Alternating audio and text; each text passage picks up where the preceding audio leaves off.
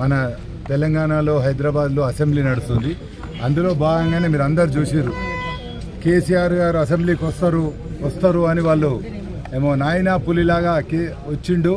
ఒక 2 నిమిషాలు సంతకం పెట్టి వెళ్ళిపోయినాక కూడా ఈ సెషన్లో నిన్నగాక మొన్న కూడా మా ముఖ్యమంత్రి రేవంత్ రెడ్డి గారు అసెంబ్లీ సాక్షిగా చెప్పిండు, కేసీఆర్ గారు అసెంబ్లీకి రావాలి, ఇక్కడ ఉన్న తెలంగాణ సమస్యలు ప్రస్తావించాలి, వీటికి పరిష్కార మార్గాలు అందరం కలిసి చేసుకుందాము అని. మేము అందులో భాగంగానే ఇవాళ కేసీఆర్ గారి దగ్గరికి వచ్చినాం.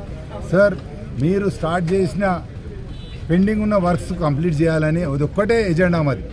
అవి ఏమేముందో మీ అందరికి తెలుసు. అన్నిటికన్నా ముఖ్యంగా డబుల్ బెడ్రూమ్లో వాళ్ళకి ఎంతో ఆశతో మల్లన్న సాగర్, కొండపోచమ్మ 2 రిజర్వాయర్లు కట్టించినందుకు వాళ్ళు ఎంతో సహకరించారు. వాళ్ళు సహకరించినందుకు వాళ్ళ సమస్యలు అప్పటి నుంచి ఇప్పటిదాకా ఎక్కడేసిన గొంగడి అక్కడనే ఉన్నాయి. మేమేమో పేరుకు అధికారంలో ఉన్నాం, కానీ ఆయన ఎమ్మెల్యే, మాకు ఆయన అపోజిషన్ లీడర్.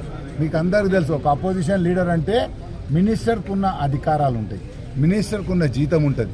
మరి నువ్వు జీతం తీసుకుంటున్నావు, సరే నువ్వు ఫామ్ హౌస్లో ఏమంటున్నావు, జీతం తీసుకోకపోయినా నిన్ను బాధ్యత గుర్తు చేయకపోతుంది.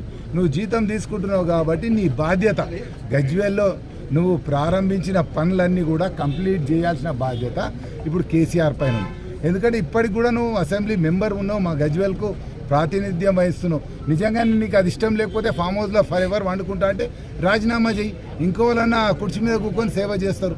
అందుకోసమే ఇవాళ మేము ఆయన ఫామ్ హౌస్కి వచ్చి ఆయన కార్పెట్ వరిసి పూలు వేసి మీరు బయటకు రండి, మా సమస్యలు ఎన్నోర్రి, ఆ సమస్యలల్లో కొన్ని అన్నా చేసే ప్రయత్నం చేయండి అని అందుకోసమే ఈ కార్యక్రమం తీసుకున్నాం. మీరు అందరు కూడా గమనించాలి, ఒక 6 నెలల కింద కూడా మేము